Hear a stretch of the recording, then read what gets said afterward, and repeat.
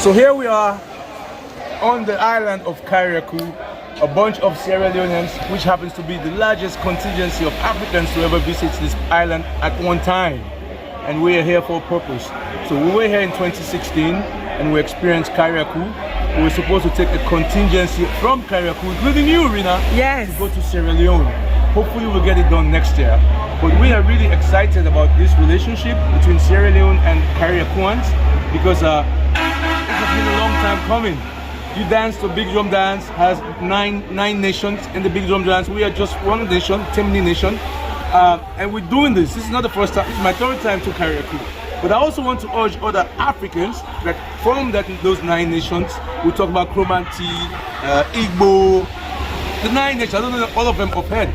But I'm urging you guys, whether you're from Nigeria, Central African Republic, Ghana, Congo, we need to make these connections. So we hope that you can follow what we're doing and maybe do even better than what we're doing in terms of making these links. Because here's what we believe. The more of these things that we do, the more of these narratives that we bring to the fore, the better it is going to be for Africans all over the world. Because it's about time we start telling our own stories. Now, not every Carriacouan, not every Grenadian can go to Africa, but Africa can come to them. See what I'm saying? So this is part of why we do what we do. And hopefully that will help change the narratives for black people all over the world and put us on an upward trajectory. Tell us your name. My name is Amadou Masali and I was born and raised in Sierra Leone. I currently live in the US and I'm passionate about what I do. In terms of linking the diaspora back to the continent. Thank you, Madam. Thank you. Bill and John Bill was a part owner of Once Island. So that's the connection between Sierra Leone and Carriacou. Because there were lots of Scots that were being supplied with their plantations on Carriacou. Dumfries, if you go to Scotland, there's a place named Dumfries. Yeah. Argyll, Craigston, Meldrum, these are all Scottish names. The French names are Belmont and there are a few others, Leicester, Belvedere, so those are the French names. So we have these dual colonial heritage, which can be confusing to us as well as foreigners who visit. So because of that connection between Sierra Leone, between Bunce Island and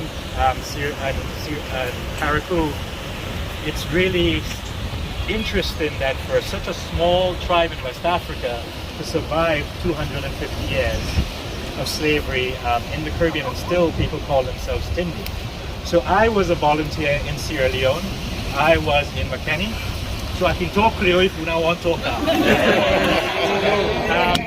And I lived among the Timni, so when I started doing Grenadian history, and people in Carriacou say they're Timni, I'm like, there must be some, and they pronounce it Timine. Yeah, Timine. So I'm like, there must be something, and I knew Joe Opala, so I went to Joe Opala and I said, there must be some connection. He's like, maybe that happened at the end of slavery because we had indentured Africans that were brought from Sierra Leone. But then I went back to him again another time and he's like, okay, take a look and see. And when we started looking, we found that connection between the owners of Bunce Island. And we actually have ships in the book that we wrote on that connection. We actually have a ship that was named Bunce Island. The old name for Bunce Island that brought enslaved people to Grenada. And slave ships didn't come directly to Carriacou. They would come to Grenada in the carnage.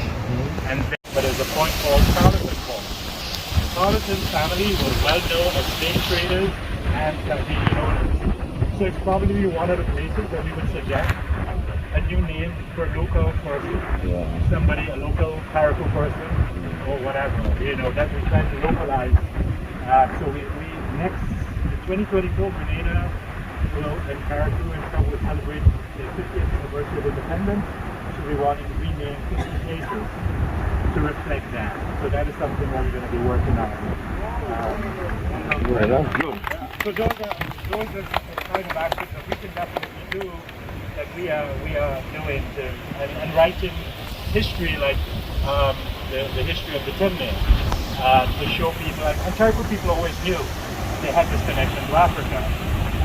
But people would come in and like, I wonder where that comes from. And they sing their songs and they beat their drums and they dance.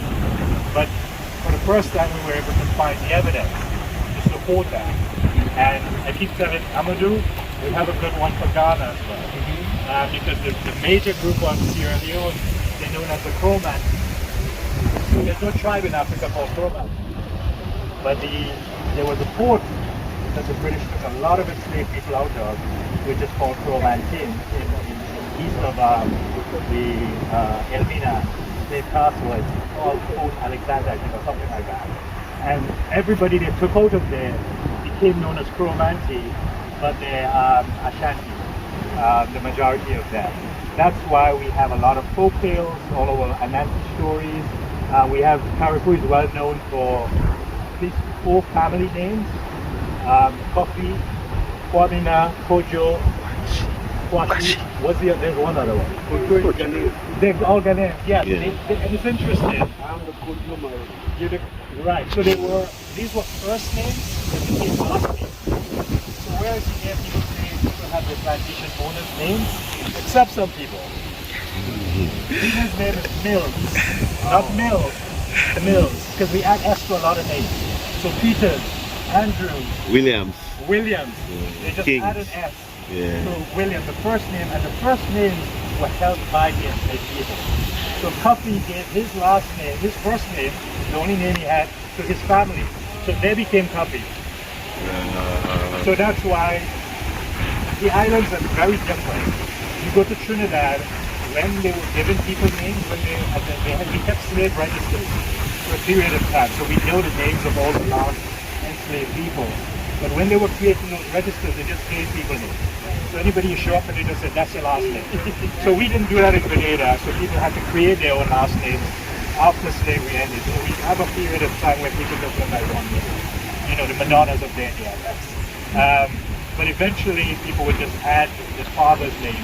And we do have some examples specifically from Carriacou where they actually write it down because they had to account for every slave because they wanted to make sure they were not illegally imported anyway.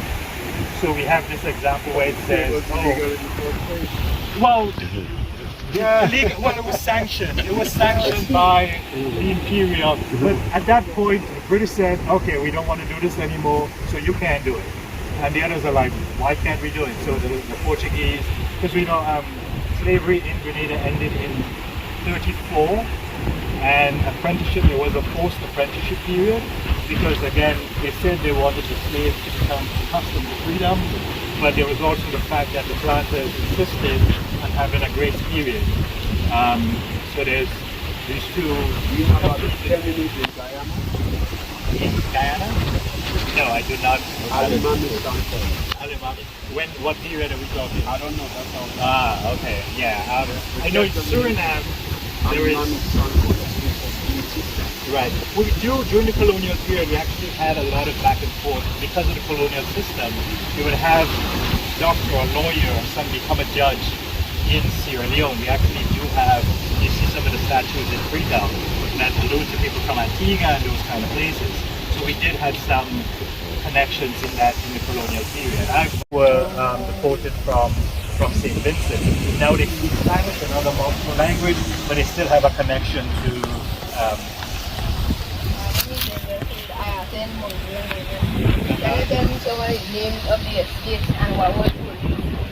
Right. Most of the estates on Carriacou they used to grow indigo. And you know the Ningo well? The Ningo comes from indigo. We have this really iconic well on the island. It's a rubble built. It's beautiful because you needed water for indigo production. Indigo is a dye. I guess if you Gara. And that was exported to Europe during the Industrial Revolution. So we produced indigo, but the indigo was really bad because when they produced it, fumes came out of it. And they thought that some of the slaves actually died from the fumes, from inhaling the fumes and stuff in the production process. So Ningo, right at the well, in the bush, is the only remains we have of the vats where they produce indigo. So it's a series of vats, and they would take the leaves from the indigo plant and put them in these vats and allow them to soak. You couldn't let it start fermenting because that would decrease the value of the dye. And the slaves had to be beating it all the time to get the leaves to basically go into the water. And then at the bottom they would drain the water out and they would get this dye, they would dry it and then send it overseas. So that was one of the first crops that they grew here. Cotton was the other big crop. And cotton grew in Carriacou and Pitima, I think, up until the 1980s. So that was the big, we do have, this was one of the big plantations, and there's a windmill tower right up on the hill. When you came in, you saw the windmill tower. That they used to produce sugar as well. Probably about 5 plantations on Carriacou. This sounds we inherited. Is that you give it to the earth first before you give it to us. Okay. Yeah. So we want to know why you're sharing it to the people first. What they will all do. We'll do the same thing. Okay, so everybody will do it. Everybody does the same thing. Go front. And Sierra Leone. That's it. Let's drink. So the not Falamaro. Like your brother. Hey! Get in the world. This one there? Yeah. Governmental. Governmental. Yeah, we call it Carriacou's finest. Bottle? It's bottled in Carriacou. Not Babas.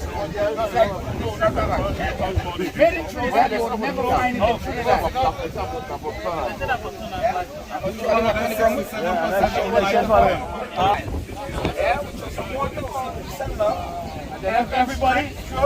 Everybody throws one time after the water goes. So they don't get drunk. And the people that are having you guys here in Carriacou, it means a lot to us here. Yeah? We wish you all God's health and strength and plentiful life and strength to come back to Carriacou. Now we can pop. Now we can. Because this thing is good for the throat.